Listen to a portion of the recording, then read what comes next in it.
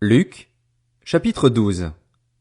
Pendant ce temps, les gens s'étaient rassemblés par milliers, au point de s'écraser les uns les autres. Jésus se mit à dire à ses disciples, « Avant tout, méfiez-vous du levain des pharisiens, qui est l'hypocrisie. Il n'y a rien de caché qui ne doive être découvert, ni de secret qui ne doivent être connus. C'est pourquoi tout ce que vous aurez dit dans l'obscurité sera entendu en plein jour, et ce que vous aurez dit à l'oreille dans les chambres sera proclamé sur les toits. Je vous le dis, à vous qui êtes mes amis, ne redoutez pas ceux qui tuent le corps et qui, après cela, ne peuvent rien faire de plus. Je vais vous montrer qui vous devez redouter. Redoutez celui qui, après avoir tué, a le pouvoir de jeter en enfer. Oui, je vous le dis, c'est lui que vous devez redouter. Ne vend-on pas 5 moineaux pour 2 petites pièces? Cependant, aucun d'eux n'est oublié devant Dieu. Même vos cheveux sont tous comptés. N'ayez donc pas peur. Vous valez plus que beaucoup de moineaux.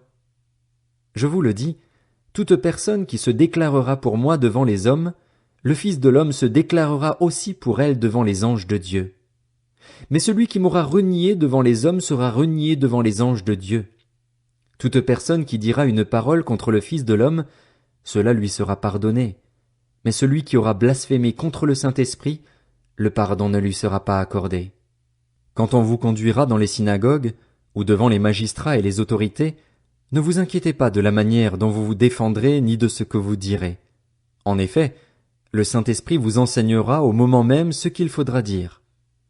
Du milieu de la foule, quelqu'un dit à Jésus, « Maître, dis à mon frère de partager notre héritage avec moi. » Jésus lui répondit, « Qui m'a établi pour être votre juge ou pour faire vos partages? » Puis il leur dit, « Gardez-vous avec soin de toute soif de posséder, car la vie d'un homme ne dépend pas de ses biens, même s'il est dans l'abondance. » Il leur dit cette parabole. Les terres d'un homme riche avaient beaucoup rapporté. Il raisonnait en lui-même, disant, « Que vais-je faire? En effet, je n'ai pas de place pour rentrer ma récolte. Voici ce que je vais faire, se dit-il. J'abattrai mes greniers, j'en construirai de plus grands, j'y amasserai toute ma récolte et tous mes biens, et je dirai à mon âme, mon âme, tu as beaucoup de biens en réserve pour de nombreuses années. Repose-toi, mange, bois et réjouis-toi. Mais Dieu lui dit, homme dépourvu de bon sens, cette nuit même, ton âme te sera redemandée, et ce que tu as préparé, pour qui cela sera-t-il? Voilà quelle est la situation de celui qui amasse des trésors pour lui-même et qui n'est pas riche pour Dieu. Jésus dit ensuite à ses disciples, « C'est pourquoi je vous le dis, ne vous inquiétez pas pour votre vie de ce que vous mangerez, ni pour votre corps de ce dont vous serez habillés. La vie est plus que la nourriture et le corps plus que le vêtement. Observez les corbeaux. Ils ne sèment pas et ne moissonnent pas. Ils n'ont ni cave ni grenier, et Dieu les nourrit. Vous valez beaucoup plus que les oiseaux. Qui de vous peut, par ses inquiétudes, ajouter un instant à la durée de sa vie? Si donc vous ne pouvez rien faire, même pour si peu, pourquoi vous inquiétez-vous du reste? Observez comment poussent les plus belles fleurs. Elles ne travaillent pas et ne tissent pas. Cependant, je vous dis que Salomon lui-même, dans toute sa gloire, n'a pas eu d'aussi belle tenue que l'une d'elles. Si Dieu habille ainsi l'herbe qui est aujourd'hui dans les champs et qui demain sera jetée au feu, il le fera d'autant plus volontiers pour vous, gens de peu de foi. Et vous, ne cherchez pas ce que vous mangerez ni ce que vous boirez, et ne soyez pas inquiets. En effet, tout cela, ce sont les membres des autres peuples du monde qui le recherchent. Votre Père sait que vous en avez besoin. Recherchez plutôt le royaume de Dieu, et tout cela vous sera donné en plus. N'aie pas peur, petit troupeau, car votre Père a trouvé bon de vous donner le royaume. Vendez ce que vous possédez et faites don de l'argent.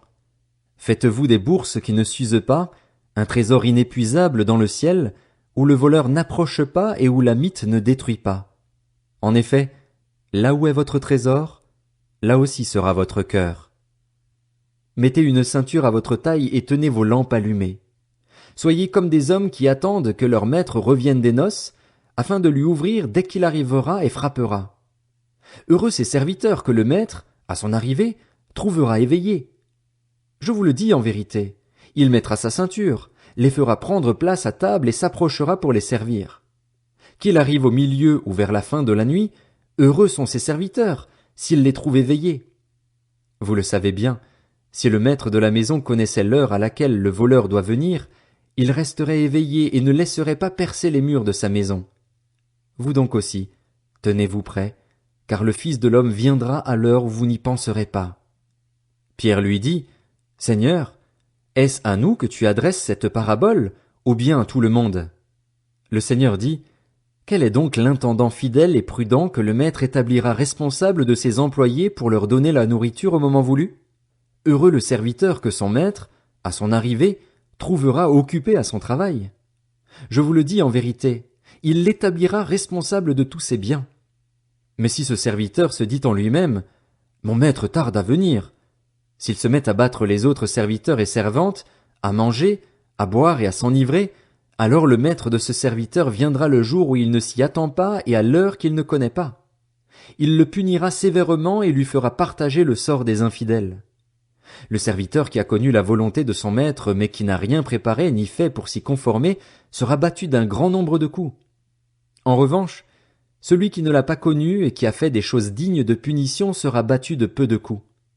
On demandera beaucoup à qui l'on a beaucoup donné, et l'on exigera davantage de celui à qui l'on a beaucoup confié. Je suis venu jeter un feu sur la terre. Combien je voudrais qu'il soit déjà allumé? Il y a un baptême dont je dois être baptisé, et quelle angoisse pour moi jusqu'à ce qu'il soit accompli. Pensez-vous que je sois venu apporter la paix sur la terre? Non, vous dis-je, mais la division. En effet, désormais, s'il y a 5 personnes dans une famille, elles seront divisées, 3 contre 2 et 2 contre 3, le père contre le fils et le fils contre le père, la mère contre la fille et la fille contre la mère, la belle-mère contre la belle-fille et la belle-fille contre la belle-mère. Il dit encore aux foules, Quand vous voyez un nuage se lever à l'ouest, vous dites aussitôt, La pluie vient, et c'est ce qui se passe. Quand vous voyez souffler le vent du sud, vous dites, Il fera chaud, et c'est ce qui arrive. Hypocrite, vous savez reconnaître l'aspect de la terre et du ciel.